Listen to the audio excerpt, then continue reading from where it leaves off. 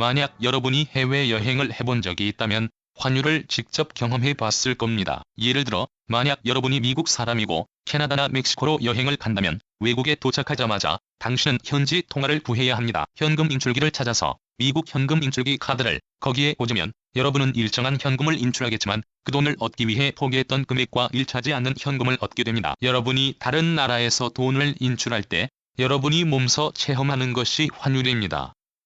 환율은 단순히 어느 한 국가의 화폐를 상대 국가의 통화로 표시한 가치입니다.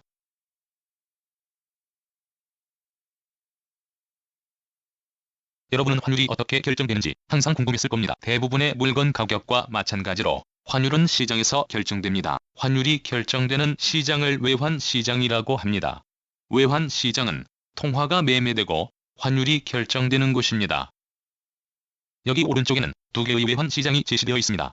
어느 한 국가의 통화 가치는 상대국 외환시장에서 이루어지는 그 나라 통화의 수급 변동에 의해 결정됩니다. 위쪽에는 유럽 내의 미국 달러 시장입니다. 유의하세요. 이 그래프의 가격 축에는 P라는 이름표가 아니라 달러당 유로라고 표시되어 있습니다. 유럽에서 달러, 환율은 유로로 표시됩니다.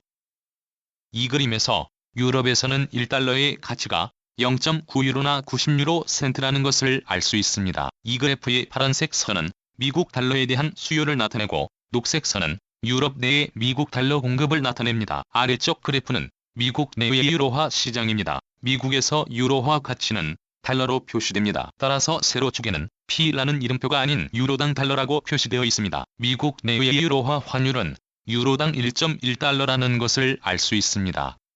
녹색 선은 미국인의 유로 수요를 나타내고 파란색 선은 미국 외환시장에서의 유로 공급을 나타냅니다. 미국 외환시장에서 어느 한 통화의 가치는 수요나 공급이 어떻게 변하는지에 따라 두 가지 상황이 발생할 수 있습니다. 어느 한 통화에 대한 수요가 증가하거나 그 통화의 공급이 감소한다면 다른 변동 요인에서 차이가 없다면 그 통화의 가치는 절상됩니다. 이것은 외환시장에서 통화 가치의 상승입니다. 반면에 다른 변동 요인에서 차이가 없는데 어느 한 국가의 통화 수요가 감소하거나 공급이 증가한다면 그 통화의 가치는 해당 외환시장에서 감소합니다. 이를 평가절하라고 합니다. 평가절상과 평가절하는 다른 통화와 맞비교해 볼 때 어느 한 나라의 통화 가치가 달라지는 걸 말합니다. 거듭 말씀드리지만 어느 한 통화 가격이나 가치는 항상 상대 국가의 통화로 표현된다는 점을 다시 한번 말씀드립니다. 그래프에서 이러한 통화의 평가절상과 평가절하를 설명하기 전에 먼저 외환시장에서 통화 수요자와 통화 공급자가 누구인지 이야기하겠습니다. 먼저 수요부터 알아보기 위해 유럽 내의 달러 시장을 살펴봅니다. 유럽에서 미국 달러 수요가 있는 사람은 누구일까요? 가장 확실한 예부터 시작하겠습니다. 미국 제품을 구매하려는 모든 유럽 사람은 반드시 미국 달러를 취득해야 합니다. 그래서 수입품을 구매하려는 유럽 소비자는 반드시 외국 통화를 구해야 합니다. 혹자는 바보스러운 소리처럼 들린다고 할지도 모릅니다. 왜냐하면 유럽 상점에 들어가서 미국산 물건을 구매하기 위해 달러를 가지고 다닐 필요가 없기 때문입니다. 그러나 그런 거래가 이루어지려면 궁극적으로 유로를 달러로 환전해야 합니다. 따라서 미국 제품을 구매하려는 유럽 소비자가 많아질수록 달러 수요가 더 커지게 됩니다. 그러나 유럽 소비자만이 미국 달러의 수요자는 아닙니다. 마찬가지로 미국 소비자만이 유로의 수요자가 아닙니다. 재화와 용역의 구매 말고도 외국 자산에 투자하려는 투자자도 외국 통화에 대한 수요가 있습니다. 미국에 있는 집을 사거나 미국 정부 채권에 투자하거나 미국 은행 계좌에 돈을 예치하려는 유럽 사람은 궁극적으로 유로화를 달러로 환전해야 합니다. 세 번째 주요 외화 수요자는 정부와 중앙은행입니다. 중앙은행은 외국 자산에 투자하기 위해 외국 통화를 매입할 수 있습니다. 유럽 중앙은행은 수십억 달러의 미국 국채를 보유하고 있는데 이 국채를 사려면 미국 달러가 필요합니다. 따라서 미국 달러에 대한 수요는 부분적으로 외국 자산에 대한 유럽 중앙은행의 수요에 의해 결정됩니다. 외국 자산에는 미국 정부 채권 및 기타 자산이 포함됩니다. 따라서 외환시장에서 외화의 주요 수요자는 수입품을 구매하려는 소비자, 외국 자산에 투자하려는 투자자, 외국 자산을 보유하려는 정부 및 중앙은행입니다. 그러면 외환시장에서 통화를 공급하는 사람은 누구입니까? 유럽 내의 달러 시장을 봅시다. 유럽? 외환시장에서 누가 달러를 공급하는지 설명하려면 녹색 선을 보십시오. 아주 간단합니다. 달러 공급자는 달러 수요자와 반대입니다. 미국산 재화를 구매하고 싶어하는 유럽 소비자들 대신에 자국 통화를 공급하는 사람들은 외국 소비자들입니다. 외국인들이 자국 통화를 공급해 미국 현지 통화로 바꿔야 당신의 미국산 재화를 살 수 있을 테니까요. 달러가 유럽 시장에 도달하게 되는 방식 중 하나는 미국인들이 유럽 재화를 구매하기 때문입니다. 미국인들이 유럽 재화를 구매할 때 유로화가 필요할 테니 달러를 공급합니다. 따라서 유럽 재화를 구매하는 미국 소비자들 덕택에 유럽 시장에는 달러가 공급됩니다. 둘째, 현지 자산에 투자하는 외국인 투자자가 있습니다. 유럽 투자자들이 미국 국채를 사거나 미국은행에 돈을 맡기는 것과 마찬가지로 미국 투자자들도 유럽 국채를 사거나 유럽은행에 돈을 맡기고 있습니다. 그렇게 하려면 반드시 유로를 취득해야 할 테니 달러를 공급해야 합니다. 따라서 유럽으로의 달러 공급은 현지 자산에 투자하기 위해 현지 외환 시장에 자국 통화를 공급하는 외국인 투자자로부터 일부 발생합니다. 셋째, 외국 정부와 중앙은행은 현지 자산에 투자할 경우 자국 통화를 현지 외환 시장에 공급하면서 현지 통화를 요구합니다.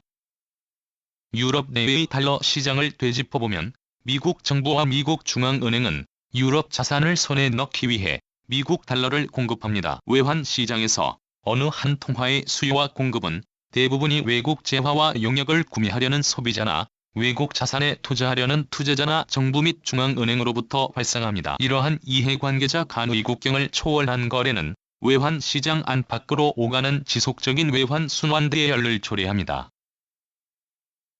이제 그래프를 보고 달러와 유로의 평가 절상 또는 평가 절하로 이어질 수 있는 시나리오를 살펴보겠습니다. 먼저 수요 곡선과 공급 곡선의 색깔을 지적하고 싶습니다. 보세요. 유럽 내외의 달러 수요는 파란 선으로 표현됩니다. 마찬가지로 미국 내외의 유로 공급도 파란색 선으로 표시됩니다. 그게 이유가 다 있습니다. 한 가지 시나리오에 대해 말해봅시다. 유럽 소비자의 미국 수입품 수요가 증가한다고 칩시다. 이에 따라 유럽에서는 미국 달러에 대한 수요가 증가합니다.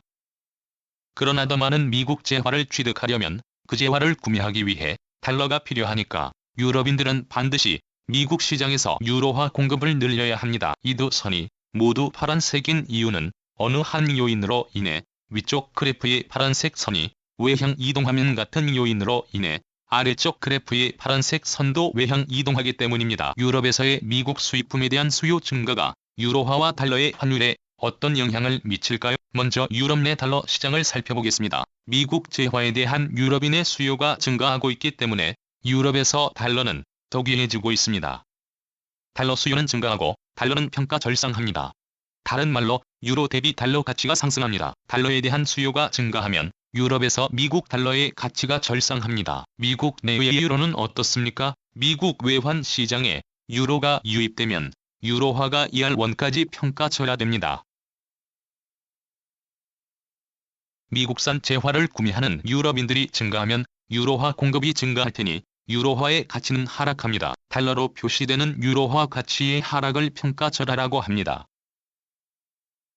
통화의 평가 절상 또는 평가 절하를 유발할 수 있는 그 밖의 시나리오도 있습니다. 예를 들어 미국 투자자가 유럽 자산을 더 많이 매입하고 싶다면 어떨까요? 이 경우 미국 내외의 유로화 시장을 살펴봅니다. 유로화 수요가 증가하는 것을 볼 수 있습니다. 미국 투자자들이 더 많은 유럽 자산을 보유하길 원하기 때문에 유로에 대한 수요가 증가하면서 미국 달러 공급은 유럽에서 증가할 겁니다. 유럽 자산을 취득하기 위해 미국인은 유럽 외환 시장에서 자국 통화를 공급해야 하므로 달러의 가치가 하락하게 됩니다. 이 경우는 사실 출발점으로 복귀했습니다. 유로화의 평가 절상입니다. 외환 시장 내의 여러 통화 수요와 공급의 변화는 여러 상대국 대비 그 나라 환율에 영향을 미치게 될 겁니다. 우리가 설명한 이 시나리오에서 미국 수입품에 대한 유럽 사람들의 수요가 늘어나면서 어떻게 달러에 대한 수요 증가로 인해 달러 가치가 상승했는지 살펴보았습니다. 미국 수입품에 대한 동일한 수요 증가로 인해 유로 공급이 증가하고 유로화가 하락합니다. 두 번째 시나리오에서 국채나 저축 계좌를 통해 유럽 자산에 투자하길 원하는 미국 투자자들을 설명했습니다. 그 투자로 인해 아래 그래프에서 녹색 선에서 보듯 유로화 수요는 증가했고 달러 공급이 증가했습니다. 이런 식으로 처음에 달러가 평가 절상했지만 그 뒤로 평가 절하했습니다. 이번 수업에서 마지막으로 다룰 내용은 다양한 환율 제도를 구분하는 것입니다. 이번 수업에서 설명한 시나리오는 변동 환율제 사례를 예로 든 것입니다. 만약 정부가 변동 환율을 채택한다면 그 말은 외환 시장에서 통화의 가치가 수요와 공급의 변화에 의해 자유롭게 결정된다는 뜻입니다. 즉, 정부의 개입이 없습니다. 정부는 외환시장에서 자국 통화 가치를 평가 절상하거나 평가절하하려는 노력을 하지 않습니다. 변동 환율제는 다음 수업에서 좀 더 명확하게 설명하겠습니다. 그 밖에 환율 제도로 관리 변동 환율제와 고정 환율제가 있습니다. 관리 변동 환율제는 정부와 중앙은행이 통화의 가치를 면밀하게 관리하는 제도입니다. 관리 변동 환율제에서는 중앙은행과 정부가 환율의 등락이 허용되는 환율의 변동 범위를 정해야 합니다. 환율이 이상적인 환율 범위 이하로 하방 압력이 가해지면 중앙은행과 정부가 개입하여 환율을 평가 절상할 수 있습니다. 반면에 통화가 너무 강세라 허용되는 환율 범위를 초과하면 정부가 개입하여 환율을 재조정하거나 통화의 가치를 평가 절하할 수 있습니다. 어느 한 국가가 외환시장에서 자국의 환율 결정을 위하여 채택할 수 있는 세 번째 제도는 소위 고정환율제도, 즉 연계환율제도가 있습니다. 이러한 시스템에서는 정부가 통화 가치를 통상적으로 주요 교역 상대국 중 한 곳과 연계합니다. 대부분의 경우 이는 전 세계 외환시장에서 가장 널리 거래되는 통화인 미국 달러에 자국 통화를 연계하는 것을 의미합니다. 따라서 연계 환율 제도를 사용하는 나라의 통화 가치는 상대 통화에 고정합니다. 보통 미국 달러에 고정합니다.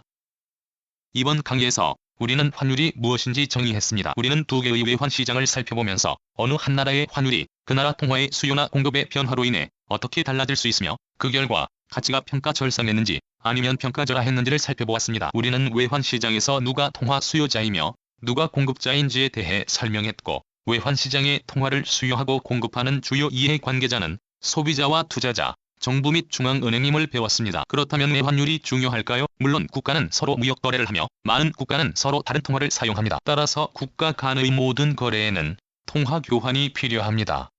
환율이 없었다면 다른 통화로 표현되는 한 나라의 산출물 가치를 알 길이 없었을 겁니다.